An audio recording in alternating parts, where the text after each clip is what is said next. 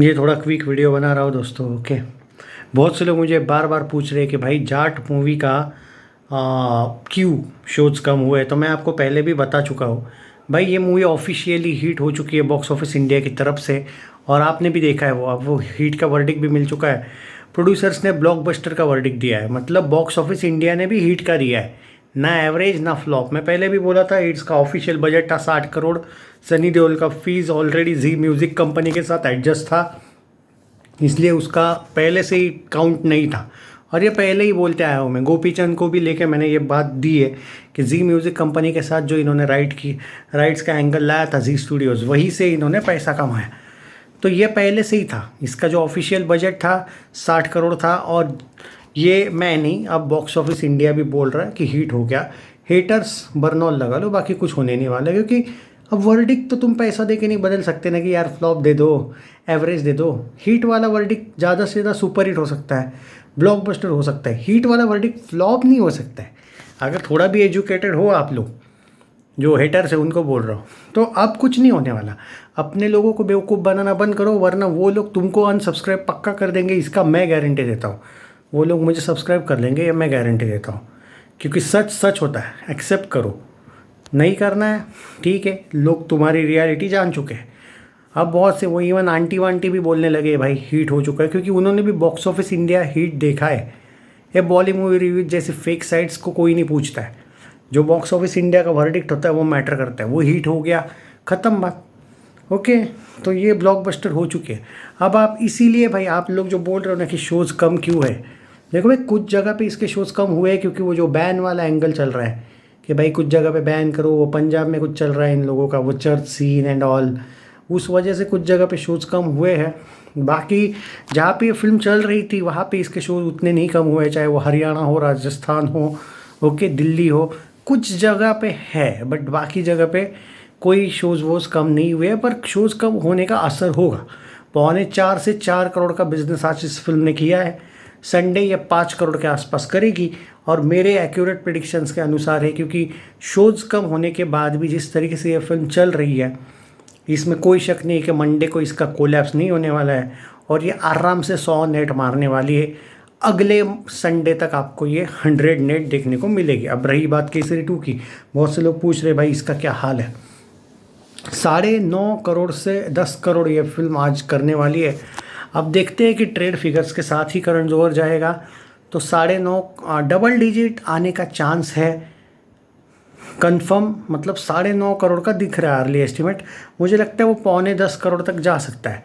10 crore producer देगा या नहीं मुझे डाउट है, पर फिर भी मान के चलो कि 9.5 से 10 करोड़ के रेंज में आएगा।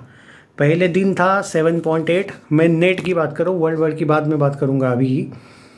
अब 7.8 में अगर आप 10 करते हो ऐड, तो 17 करोड़, 17 से 18 करोड़ का बिजनेस नेट में हो रहा है 2 दिन में। वर्ल्ड वाइड पहले दिन 15 था, सब कुछ मिला के। आप दो दिन में मान के चलिए वर्ल्ड वाइड 35 करोड़ हो जाएगा, अगर मैं सही हूँ तो।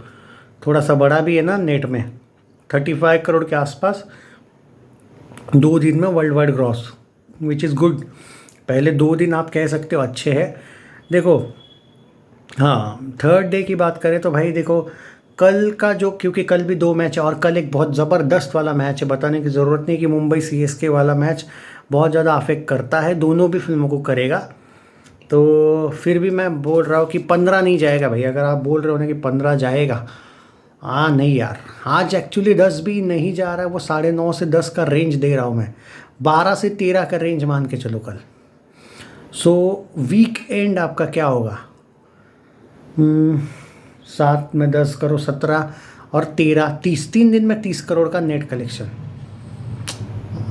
ठीक है, नॉट बैड। बट ये मेक श्योर होना चाहिए कि आपका मंडे जो है ना वो कोलैप्स ना होने दो, क्योंकि जो पब्लिक है ना रिपीट नहीं है इस फिल्म की। पहली बात, रिपीटेशन वाली पब्लिक नहीं है, और दूसरी बात, ऐसी भी बॉलीवुड की कुछ मीडिया है जो इस फिल्म को इतना बुरी तरह से, आपको लग रहा है कि सपोर्ट किया है केसरी को, ऐसा नहीं है। कुछ ऐसी भी मीडिया है जिन्होंने बहुत पेला है इस फिल्म को, तो उसका असर मंडे से हुआ है या नहीं वो मंडे को पता चलेगा।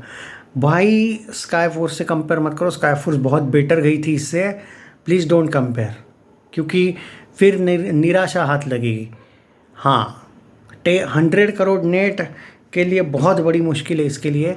वो ग्राउंड जीरो भी, उसका भी आज स्पेशल स्क्रीनिंग हुआ था, मैंने देखा नहीं, उसका एक रिव्यू आया था, पर उतना नहीं। बट फिर भी भाई आपको कंसिस्टेंसी रखनी पड़ेगी। 3 दिन में 30 नेट में है। हाँ, वर्ल्ड वाइड हो जाएगा भाई, वर्ल्ड वाइड का नहीं बोल रहा हूँ मैं, वर्ल्ड वाइड तो 2 दिन में ही 35 करोड़ हो रहा है आपका, वो इशू नहीं है। बस मंडे को 3 के नीचे तो नहीं आनी चाहिए, तो याद रखो। 3 से 4 भी आई तो भी बहुत अच्छा नहीं है, बट नॉट बैड। बट 3 से नीचे ना होने दो भाई, कुछ भी हो। 3 करोड़ से नीचे मंडे नहीं आना चाहिए, वरना मान के चलना कि ये सिर्फ वीकेंड में चली थी, और वीकडेज पे अगर ये 2 से 3 के बीच आती है तो फिर इसके शोज़ कम आपको देखने को मिलने वाले हैं। ऑलरेडी करण जौहर ने इस फिल्म के शोज़ कम लिए हैं। आज थोड़े से शोज़ बढ़े थे, पर वो सिर्फ सैटरडे और संडे के लिए बढ़े हैं। मंडे के परफॉर्मेंस से पता चलेगा कि ट्यूसडे को वो जो बढ़े हुए शोज़ है वो रहेंगे या नहीं। ऐसा रहता है कैलकुलेशन। आप बोलते हो प्रेडिक्शन सही क्यों आता है, तो उसके पीछे वही कैलकुलेशंस इंपॉर्टेंट होते हैं।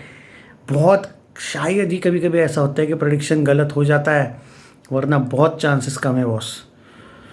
तो कल भी डे 1 भी मैंने बोला था 6 से 8 करोड़ का एक रेंज होगा, 7.84 करोड़ आया था, याद कर लो। तो अभी भी मेरा रेंज तो यही है कि 10 करोड़ को शायद आज टच करेगी नेट में। 9 से 10, 9.5 से पकड़ो, 9.5 से 10 करोड़ की आज की रेंज होगी। कल 12 से 13 करोड़ की रेंज होगी। रही बात जाट की, जाट का देखो भाई, आज 3.25-4 करोड़ की कुछ रेंज देखने को मिल रही है। कल 5, हाँ 5, 6-7 एक्सपेक्ट मत करो, 5 काफ़ी है।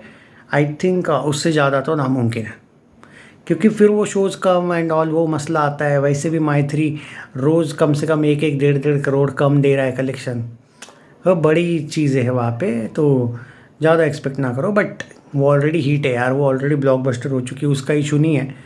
केसरी वालों को भी मैं चाहता हूँ कि वो लोग भी सक्सेसफुल बने, पर उसके पीछे यही है कि फ़ैन फॉलोइंग। जैसे जाट को मंडे को आपने गिरने नहीं दिया था, पहला मंडे जब आया था, मंडे, ट्यूसडे, वेडनेसडे, याद करो तरण आदर्श ने भी तारीफ़ की थी कि जाट वीक डेज़ में भी अच्छी चली, इसीलिए उसका वीकेंड में जो फ़ायदा हुआ था वो वीक डेज़ में भी चलती रही, इसलिए कंसिस्टेंट रही।